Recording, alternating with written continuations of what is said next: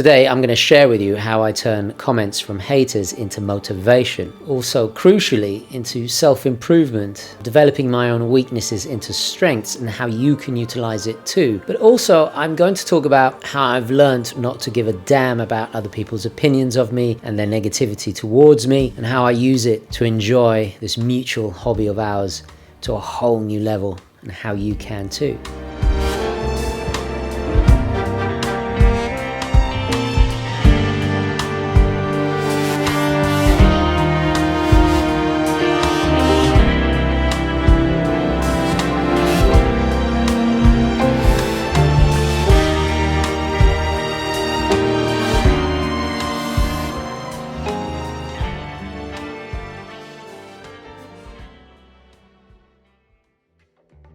Okay, hi guys, and welcome to the show. I'll start off with a wristwatch check. Ooh, look at that, look at that. The Rangemaster 2 in all its glory. It's still one of the highlights of the year for me. I just can't believe this crazy design. It's going to be interesting next year when Gentry Labs finally lands, and the year after that when the big collabs with some top brands are unveiled. What's going to happen to this? Because I have a feeling they're going to become even more sought after when you guys see what I've got in the works. So yeah, very chuffed to bits, over the moon with this. Yeah, it just makes me smile every time I look at it. Anyway, that's what it's all about, right? So before I get into this, I should explain that I never delete comments on YouTube, unless of course it's spam and trying to sell you some replica watch or some fraudulent investment scheme, like the winning of fake prizes and so on. Now you could say, well, I posted the comment and it's not showing. You lie, TGV, you hypocrite. So for those of you who don't know and don't run a YouTube channel part-time like me, there are automatic filters in place. And unfortunately, they're irritatingly glitchy as hell. High-risk comments are held for manual approval, and sometimes it can take just a few minutes or even days to appear, so always check back later. Now, why is this relevant? Well, I want to make it abundantly clear there's no censorship on my channel. There never has been, and there never will be. And I'll prove it to you shortly. Otherwise, everything I'm about to tell you and share with you simply would not work. Blocking out the haters is about the worst thing one can do, as you never really learn how to deal with it properly. Accepting the inevitability of online toxicity is the first step to immunity against it. Don't hide from it. The more you hide from it, the bigger it gets, the scarier it gets. Don't allow that to happen. Instead, confront it, face it, and get after it. Now, I would never put anyone down for their choice of watch. If you love something, who am I to say otherwise? Sure, there's plenty of watches I loathe and I just don't understand the hype around them, and I've tried them, and I've even done a 180 on plenty of watches I formerly detested or didn't like the connotation with the particular brand, or they reminded me of people I didn't like even. We all evolve, we all change. It's part of the process. To be cognizant of that and to keep in the back of your mind that it's different strokes, one man's treasure, and all of this stuff is important. To be open-minded at least. Now recently I've started doing what one genius in the comments coined as the pin of shame. So normally I will pin a really inspiring story that someone has shared to the top of the comments section of a video, or perhaps some great insight, observation, or opinion that really adds to the subject in question. However, sometimes I also like to pin comments from haters and then to reply to it with a calm, factual-based, logical response to address everything they're saying without taking it personally or offense. So have a look back at several videos and you'll see some fascinating and often hilarious examples.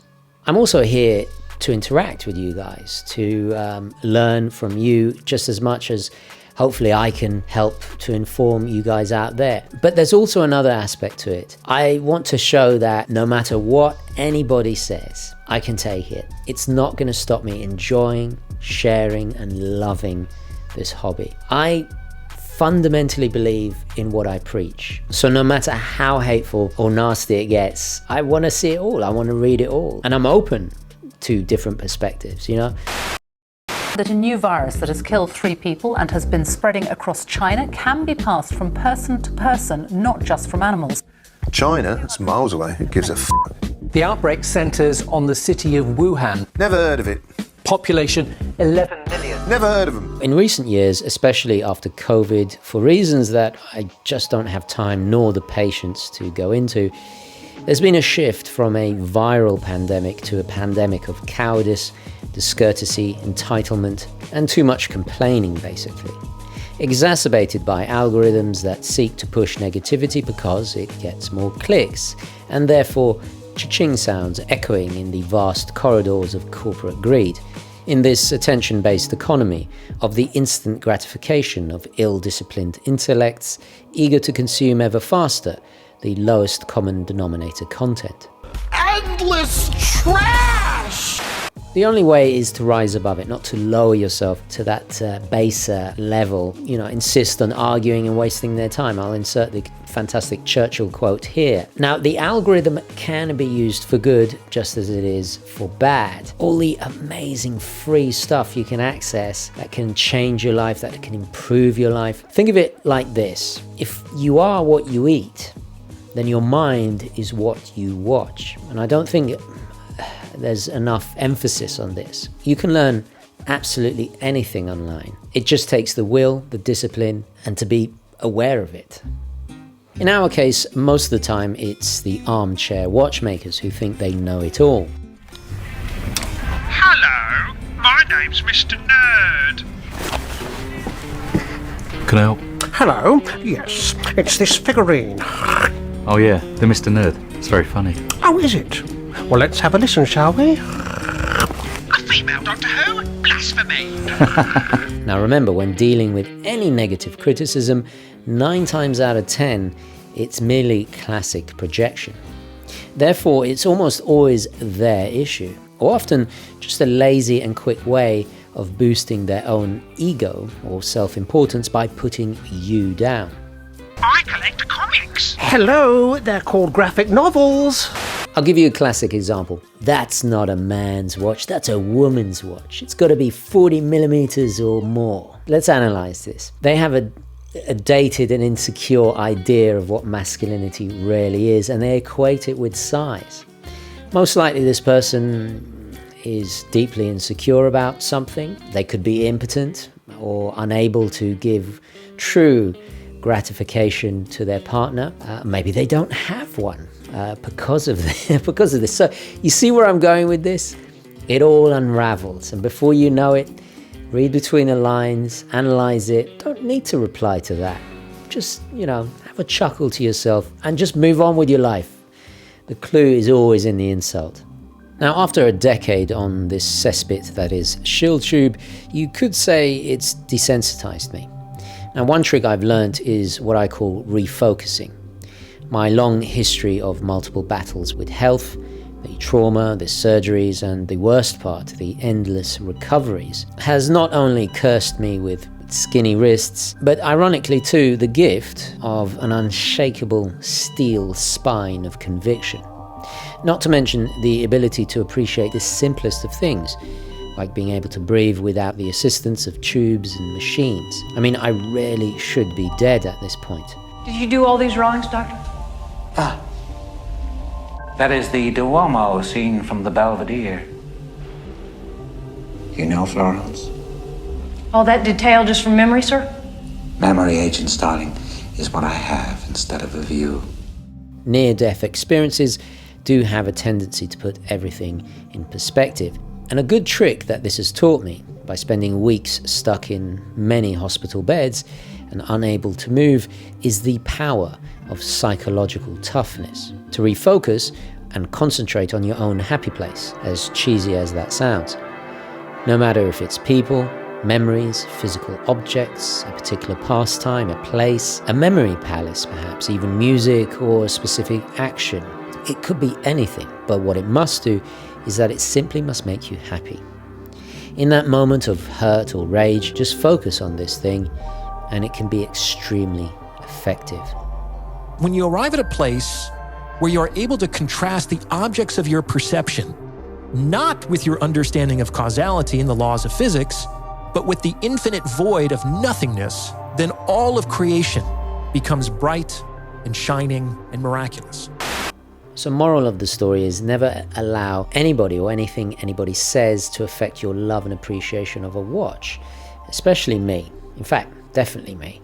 Wear, buy, pursue what makes you happy. That's it. And never say anything to anybody online that you wouldn't say to their face, because trust me, it's all traceable. Sorry, excuse me. Pronto? Hello? It's moi, Hugo. I found the chap who left those frightfully appalling comments on your video. Not so tough, IRL. What? In real life. Hello? Anyhow, he swore he didn't really mean what he wrote. Pleaded for mercy. Hugo, this isn't the way, okay? Oh, relax, darling. It's how I deal with my own haters. You won't believe it, but the people who dislike Jurassic Park. Ugh. Why are you calling me? Well, since I took the initiative here, why don't you loan me that lovely little Cartier Santos of yours indefinitely? The old quid pro quo. You studied Latin, didn't you? Absolutely not. Absolutely not. Listen, I'm hanging up, okay? I'm recording a video. Oh, I know. What if I procured a vice, like that Joe Pesci chap in Casino? An added bonus, you could say. Funny how? Hang on, are you calling me on a cellular phone? Oh, whoops. You're breaking up, darling. I can't hear you. Prank caller, prank caller, prank caller. Porca miseria. 2 very boring minutes later. So a really great rule of thumb, considering it's all traceable, is I would never post or share anything that you wouldn't want to see in the front cover of every newspaper for the whole world to see with your real name underneath it. That, I think, is a great standard for common decency and common sense in this online world. To succeed greatly, you have to be willing to fail greatly. Oh, 100%. No one failed more than I did. Nobody seen more than I seen. None of these fighters, none of these athletes. There's no one that could surpass me in the pain I've endured.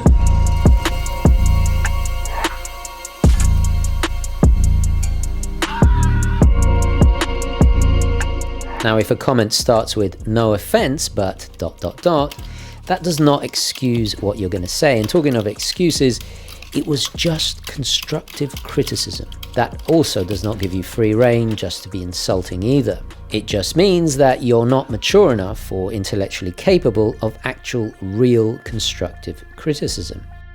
So recently I was a guest on a live show with Sam from the Casual Watch Review channel and his crew of truly knowledgeable fellow enthusiasts. However, somebody left a comment that I admit did get to me. But not because it was rude, but because it was true. Now, I suck at live shows. I'm rusty at it. I have a terrible memory. My dyslexic tendencies and propensity to prefer to let others speak does not make me the gift of the gab type needed to be a great live, spontaneous guest or presenter. So as a result, I've decided I'm going to start doing more live shows in the future. Not for clicks, not for views, vanity or attention, but purely to improve my skills and therefore myself, turning a weakness into a strength. And believe it or not, I was a very shy person, quite introverted in fact, before I started my YouTube channel. So hopefully I will get to improve my live oratory skills.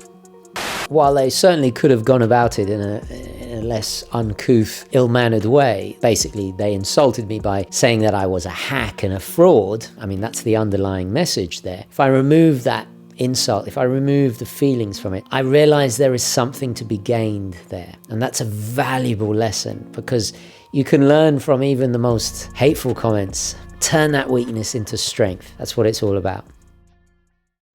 However, this person did get something fundamentally wrong in their comment, and it's a lesson to be learnt on both sides. I have never called myself an expert, nor will I ever do so, or even consider myself one. I'm just simply somebody that loves learning and sharing the journey online with others. So I take solace in the fact that I know nothing. It frees me to enjoy one of the most important things in life, a state of perpetual learning and wonderment. The watches that the hater was surprised I didn't know is simply not my wheelhouse. They obviously don't watch my channel, and you guys all know of my love of Casios, toolish Rolexes, Hanharts, Breitlings, Seikos, Panerais, just to name a few, or my deep appreciation of history and art, and so on. I mean, I could talk about Tompion clocks and Tintoretto until the end of time. I would never pretend to be interested or know about stuff that I am simply not into.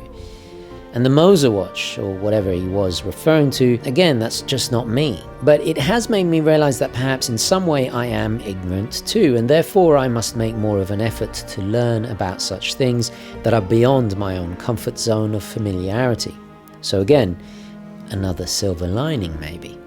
So moral of this particular story is, this person, this Cafone, has actually done me a favor. I'm going to use it as motivation to grow, to develop, to strengthen my weaknesses while they stay stuck in a downward spiral of negativity and hatred. Rather poetic, really. They always say success is the best form of revenge, and I fundamentally believe that. Conan, what is best in life? To crush your enemies, see them driven before you, and to hear the lamentation of their women. That is good. That is good. But there is one unseen mutual enemy and a big problem in our little watch world. A lot of the toxicity starts at the top and trickles downwards. The luxury industries are mostly all run by elitist, out of touch, provincial and small-minded people. This is then combined with the subconscious byproduct of aspirational marketing and inherent exclusivity of luxury. It makes the have-nots, which is most people, feel less than because they don't have X watch or know about X stuff or make X amount of money or look like X person. This is the root cause of watch snobbery. The insecure lap it up, reducing it to a kind of horological penile or status measuring pissing contest, which snobs then use in some vain effort to give themselves validation and then proselytize as twisted rhetoric in forums and comments. The recent Cubitus debacle, not the watch itself, but the controversial response to and from Patek's uber nepo baby president with his comically smug Bond villain demeanor, not only proves all this, but it demonstrates that despite the oversaturation of watch content, we simply haven't, as a whole, evolved or improved that much. True happiness, as anybody with half a brain will tell you, doesn't come from consumerism, but it can be a good motivator. I've discussed how in moderation, well, I guess it's like a balanced diet. You can use it to your advantage, something I've discussed in a previous video. So you will not find happiness in watches. You'll find some happiness, but not complete happiness. Happiness comes from within. So in closing, I'll leave you with one of my favorite George Orwell quotes. It goes like this: happiness can only exist in acceptance.